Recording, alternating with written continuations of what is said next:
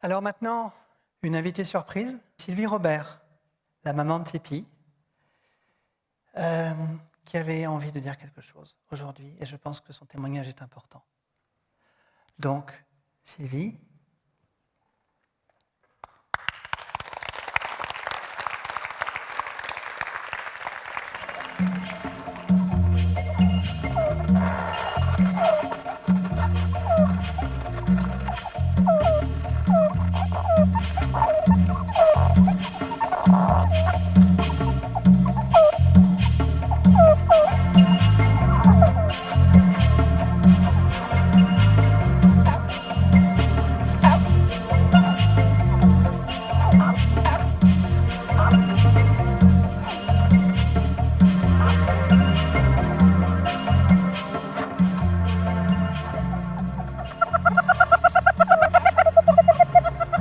Les babysitters me font entièrement confiance à présent. J'ai l'impression d'être moi-même un Meerkat.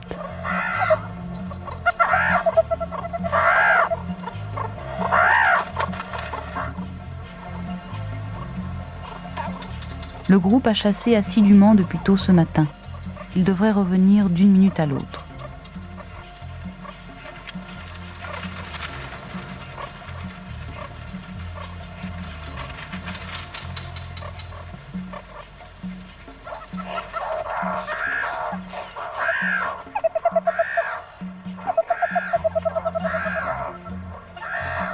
Un jeune vient reprendre son petit frère, délicatement.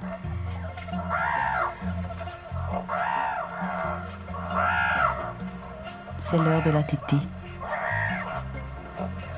C'est le moment privilégié où tout le monde se câline.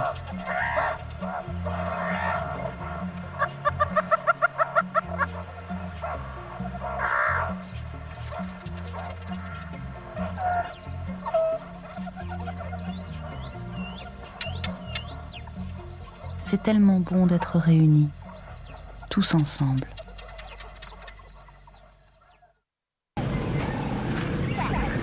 Ah, ça fait mal. Ouah.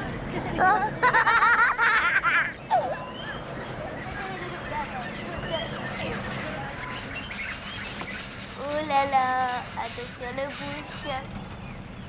Tu vois si on voit quelque chose? Je dois voir les nuits. Regarde ce troupeau, Tipi. Maman, j'arrive d'aller les caresser. Ils sont beaux. Ah, mais je vois pas les nuits.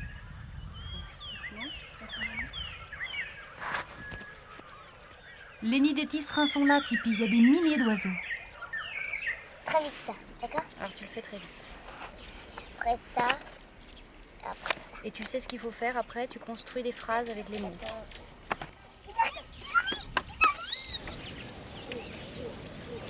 Tu veux? T'as envie? Alors va vite.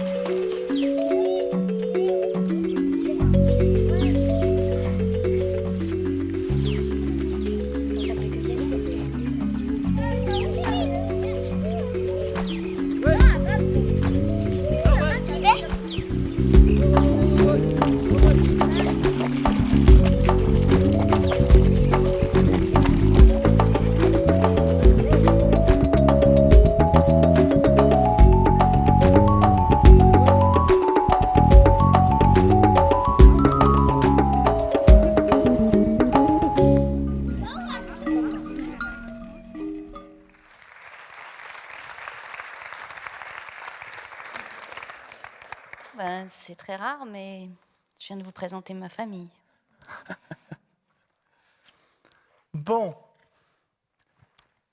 Toute ma famille. Ma famille animale. Et puis Tipi. Mais Tipi, vous l'avez vu déjà. oui, tout ça n'était pas prévu, bien évidemment. Mais il y a eu une catalyse cette semaine. Et donc, on s'est dit que c'était le moment, surtout que ça fait 10 ans qu'on se connaît avec Sylvie. Ça a été la première, en fait, à rejoindre TAC. C'est avec elle que j'ai construit, en fait, l'esprit TAC, cette alliance de l'humain et de l'animal. On s'est tout de suite retrouvés. C'est vrai qu'au départ, j'avais souhaité rencontrer Tipi, puis ensuite j'ai rencontré sa maman, puis ensuite s'est créée cette catalyse extraordinaire. Je sais que c'est donc un moment très émouvant parce que ça fait en fait 10 ans de gestation pour arriver aujourd'hui, voilà, à ce que tu sois là et à sortir un peu d'ailleurs comme moi hein, de l'ombre, puisque évidemment le rôle de Sylvie, ça a été depuis le début d'être l'image et le son en fait.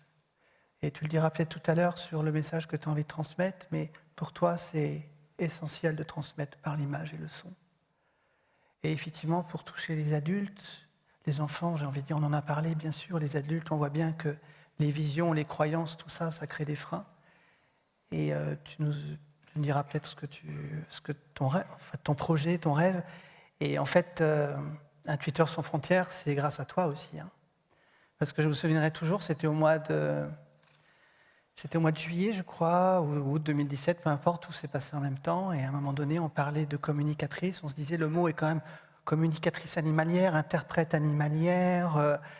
Qu'est-ce qu'il y avait encore comme autre nom? Je ne sais plus. Et on s'est dit, mais peut-être qu'il y a une telle connotation, les gens ne savent pas. Peut-être qu'il faut inventer un mot pour quelque chose qui est nouveau. Et puis tout de suite, tu m'as soufflé le mot intuiteur.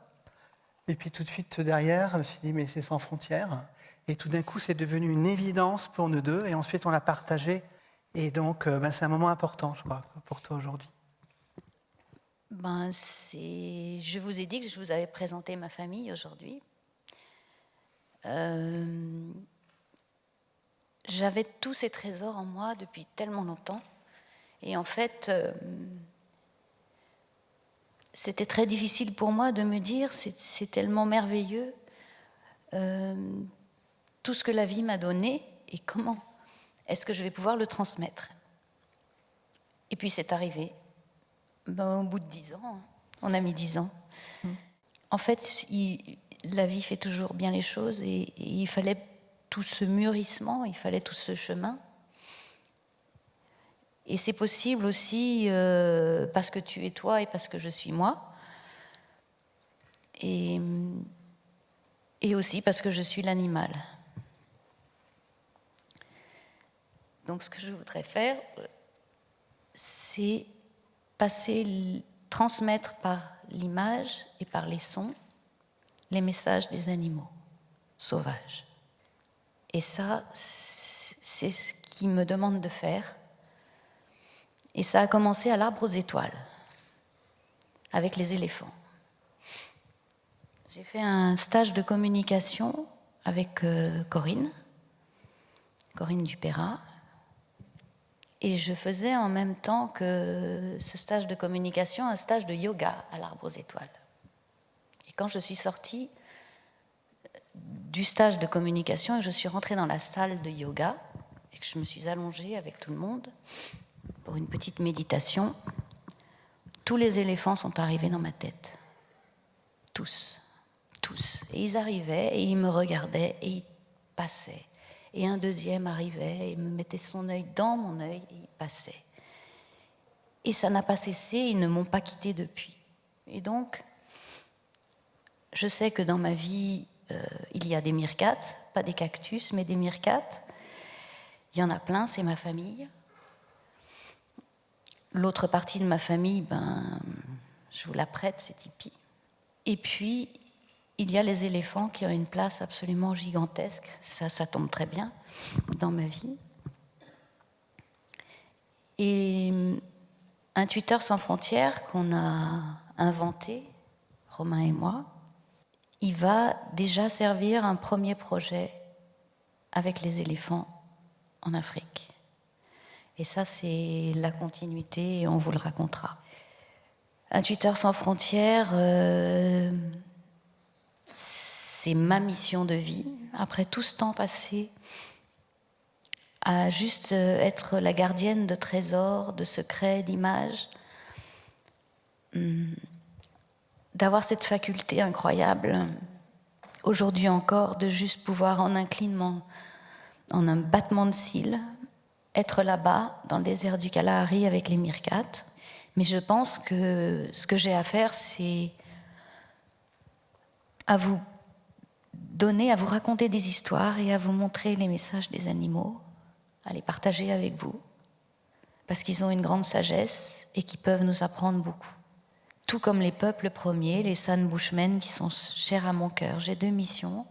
C'est celle de partager la sagesse des animaux et la sagesse des humains qui sont très proches des animaux, comme les San Bushmen. Il faut savoir que les San Bushmen, ils se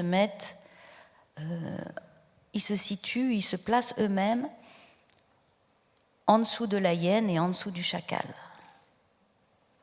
C'est quand même étonnant pour nous, humains, qui nous plaçons si haut. Eux, ils ont tout compris. Ils vivent avec l'animal. Ils vivent de l'animal. Ils vivent par l'animal. Et leur animal sacré, c'est la menthe religieuse. Donc, quand on dit qu'on voudrait montrer ce que les animaux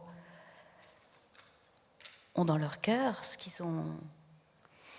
comment ils voient le monde, en se rapprochant des San Bushmen, on peut en avoir une petite idée déjà. C'est comme un premier filtre. Donc voilà, ça c'est des choses que je voudrais partager. Je voudrais partager tout cela et le transmettre. Alors je vous ai transmis Tipi, qui va transmettre elle-même. Les images que je vous ai montrées tout à l'heure avec elle, c'était pour montrer que, évidemment, ma famille, mes amis, ils n'ont pas compris que je puisse élever une enfant en brousse comme ça. C'était pas... Le mot n'est pas convenable, mais c'était pas... Ils ne comprenaient pas, en fait. C'était incompréhensible. Mais je suis très heureuse de l'avoir fait. Aussi, ce n'est pas juste un petit plaisir personnel que je me suis fait, une petite satisfaction. Mais aujourd'hui, les images de Tipi servent à quelque chose. Les images de notre vie et nos histoires servent à quelque chose. Les images sont connues pratiquement dans le monde entier. Et aujourd'hui, Tipi va pouvoir s'en emparer. Il va pouvoir, elle aussi, transmettre à sa manière, avec son filtre, avec sa vision, avec son vécu. Et c'est sans fin, en fait. Et elle mettra au monde un enfant qui transmettra, etc., etc. Donc je suis très heureuse de lui avoir fait vivre cette vie, même si ça n'a pas été toujours facile pour elle. Elle disait que c'était important de trouver sa place. Et moi, en fait, ça y est, j'ai trouvé ma place. Et c'est ici et maintenant.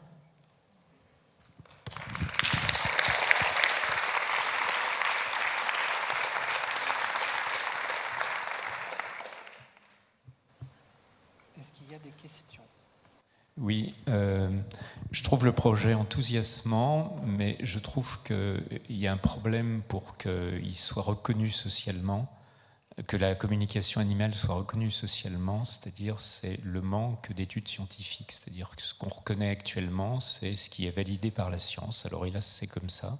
L'intuition n'est pas encore validée socialement, la science l'est. Comment favoriser cette assise dont le projet aura besoin à un moment ou à un autre? Alors, vous imaginez bien que si on a investi tout ce qu'on a investi dans ces 2 journées avec un escalier pédagogique qui est destiné au plus grand public, ce n'est pas un hasard. Et évidemment, derrière ce choix et cet investissement, il y a, on peut le dire, une stratégie, c'est-à-dire qu'effectivement, pour toucher le grand public, il y a la science, mais il y a d'autres moyens également, même au pays de Descartes. Il y a des mécènes, il y a des entrepreneurs, il y a des personnes qui sont prêtes à s'investir. Simplement, il faut s'adresser à eux de la bonne manière, avec la bonne sémantique, avec des projets qui soient à la hauteur de ce qui les touche. Et aujourd'hui, ça va être notre mission. Donc oui, la science matérialiste, oui, mais j'ai envie de dire que c'est déjà aujourd'hui, si on regarde dans le monde entier, il y a d'autres choses qui arrivent, il y a la science post-matérialiste, et puis il y a des personnes qui ne font pas encore leur coming out, des vétérinaires et d'autres scientifiques qui ne font pas leur coming out parce qu'il n'y a pas forcément l'espace qui le permet. Et donc effectivement, vous avez parfaitement raison, Notre but, c'est de faciliter les choses et d'accompagner ce mouvement pour qu'il soit reconnu à sa juste valeur. Donc ça demande de la pédagogie et ça demande un chemin particulier. Et c'est ce que nous allons nous efforcer de faire d'ici la prochaine édition des dialogues, qui sera internationale, et avec le projet Intuiteurs sans frontières, avec des scientifiques, mais des scientifiques qui sont des vrais scientifiques, entre guillemets, c'est-à-dire des scientifiques qui sont ouverts et qui acceptent, en fait, la science aura toujours un temps de retard sur le réel. Il y en a, mais il faut les aider à pouvoir sortir sous la lumière. Et c'est peut-être plus difficile en France qu'ailleurs, mais c'est possible. Donc on fera ce qu'on a à faire, et puis les choses se passeront comme elles doivent se passer. On n'est pas pressé par le temps. J'ai envie de dire, on va faire le maximum, mais avec toutes les ressources, toutes les compétences, tous les alliés que nous avons déjà aujourd'hui, ce qu'on a commencé à construire depuis 1 an, je parle par rapport à tout ça, on est très confiant. Voilà, il faudra simplement être vigilant. Ensuite, peut-être que mon métier de consultant en stratégie de conduite du changement va pouvoir m'aider ou nous aider, voilà, pour accompagner ces mouvements. Et d'ailleurs, Intuiteurs sans frontières, c'est justement une maison, un endroit où toutes les personnes qui auront envie de participer, d'agir, pourront être eux aussi des intuiteurs. Donc, qui pourront relayer, en fait, tout ce dont on a parlé aujourd'hui et toutes les valeurs qu'on soutient. Donc, Intuiteurs sans frontières, c'est un endroit où on pourra agir. Chacun pourra agir s'il a envie. Merci Sylvie.